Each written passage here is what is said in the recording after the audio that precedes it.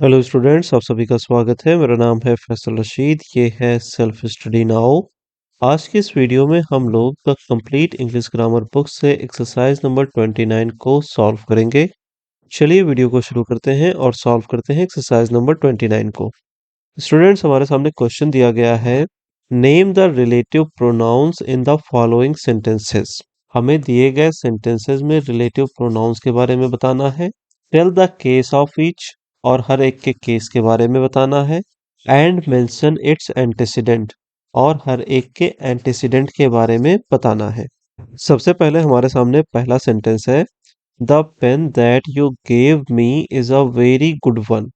इस सेंटेंस में हम देखेंगे the pen is a very good one, ये आपकी मेन क्लॉज है। इस मेन क्लॉज के साथ हमने दैट यू गेव मी नाम की एक रिलेटिव क्लॉज को जोड़ रखा है, और इसे जोड़ने के लिए हमने यूज किया है दैट का। तो दैट यहाँ पर क्या है? दैट हमारा रिलेटिव प्रोनाउन है।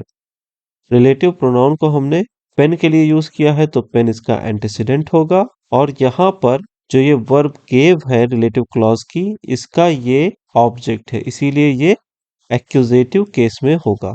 इसके बाद हम देखते हैं अगले सेंटेंस को। यहाँ पर लिखा हुआ है, the answer which you gave is not right. इसमें the answer is not right, ये हमारी मेन क्लॉज है, और इस मेन क्लॉज को हमने रिलेटिव क्लॉज के जरिए और इंफॉर्मेटिव बना दिया है। हमने यहाँ पर विच का यूज किया है एक रिलेटिव प्रोनाउन के तौर पर। तो विच हमारा यहाँ पर रिलेटिव प्रोनाउन है, जिसका एंटीसीडेंट है आंसर, क्योंकि ये आंसर को रिलेटिव क्लॉज में रिप्लेस कर रहा है। यहाँ पर ये गेव का ऑब्जेक्ट है, तो इसीलिए यहाँ पर भी ये एक्यूजेटिव केस में होगा।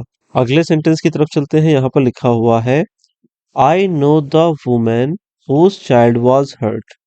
इस सेंटेंस में हम देख सकते हैं कि हुज जो है ये हमारा रिलेटिव प्रोनाउन है, जिसका एंटीसीडेंट है वुमेन, और ये जो सब्जेक्ट है रिलेटिव प्रोनाउन का, उसके ऊपर पोजेशन दिखा रहा है, तो यहाँ पर ये पोजेसिव केस में होगा।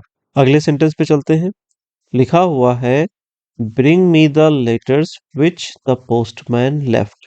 इसमें विच जो है ये हमारा रिलेटिव प्रोनाउन है, जिसका एंटीसीडेंट है लेटर्स, और यहाँ पर विच को हमने एक्यूजेटिव केस में यूज किया है, क्योंकि जो ये लेफ्ट है इसका सब्जेक्ट है पोस्टमैन और ऑब्जेक्ट है विच। अगले सेंटेंस पे चलते हैं। लिखा हुआ है, this is the house that Jack built. इस सेंटेंस में दैट जो है ये हमारा रिलेटिव प्रोनाउन है, जिसका एंटीसीडेंट है हाउस, और रिलेटिव क्लॉज में इसे यूज किया गया है ऑब्जेक्ट की तरीके से, इसीलिए ये एक्यूजेटिव केस में है। चलिए अगले सेंटेंस पे चलते हैं। लिखा हुआ है, Harry saw the man who had been hurt. इस सेंटेंस में हम देखेंगे कि हु जो है ये एक रिलेटिव प्रोनाउन है, जिसका एंटीसीडेंट है मैन, और ये मैन रिलेटिव क्लॉज में यानी कि हु रिलेटिव क्लॉज में सब्जेक्ट के तौर से यूज किया गया है, तो ये यहाँ पर नॉमिनेटिव केस में होगा। फिर नेक्स्ट सेंटेंस पे चलते हैं। लिखा हुआ है, we met the sailors whose ship was wrecked। अब इस सेंटेंस में हुज जो है ये एक रिलेटिव प्रोनाउन है, जिसका एंटीसीडेंट है सेलर्स। जिस तरीके से हमने सेंटेंस नंबर 3 में देखा था कि जो चाइल्ड है वो वुमेन का था, उसी तरीके से यहाँ पर जो शिप है वो सेलर्स की है। हुज बताता है पोजेसिव केस को, तो यहाँ पर इसका केस है पोजेसिव, और एंटीसीडेंट है सेलर्स। अगले सेंटेंस पे चलते हैं। लिखा हुआ है, here are the books which I found. इस सेंटेंस में विच जो है ये रिलेटिव प्रोनाउन है, जिसका एंटीसीडेंट है बुक्स, और ये विच ऑब्जेक्ट है रिलेटिव क्लॉज का, इसीलिए यहाँ पर ये एक्यूजेटिव केस में होगा। चलिए अब नेक्स्ट पेज पे चलते हैं। यहाँ पर लिखा हुआ है, the cat killed the rat that ate the corn. इस सेंटेंस में ये जो दैट है ये रिलेटिव प्रोनाउन है, जिसका एंटीसीडेंट है रैट, और दैट को यहाँ पर रिलेटिव क्लॉज में सब्जेक्ट की तरीके से यूज किया गया है, इसलिए ये नॉमिनेटिव केस में होगा। फिर अगले सेंटेंस पे चलते हैं। लिखा हुआ है bring me the books which lie on the table. इस सेंटेंस में विच जो है ये हमारा रिलेटिव प्रोनाउन है जो बुक्स के लिए यूज हुआ है, तो बुक्स हमारा एंटीसीडेंट होगा और ये रिलेटिव क्लॉज का सब्जेक्ट है, इसीलिए ये नॉमिनेटिव केस में होगा। अगले सेंटेंस पे चलते हैं। लिखा हुआ है here is the book that you lent me. इस सेंटेंस में दैट हमारा रिलेटिव प्रोनाउन है, इसको हमने बुक के लिए यूज किया है, तो बुक हमारा एंटीसीडेंट होगा दैट के लिए, और दैट यहाँ पर रिलेटिव क्लॉज का ऑब्जेक्ट है, तो ये होगा एक्यूजेटिव केस में।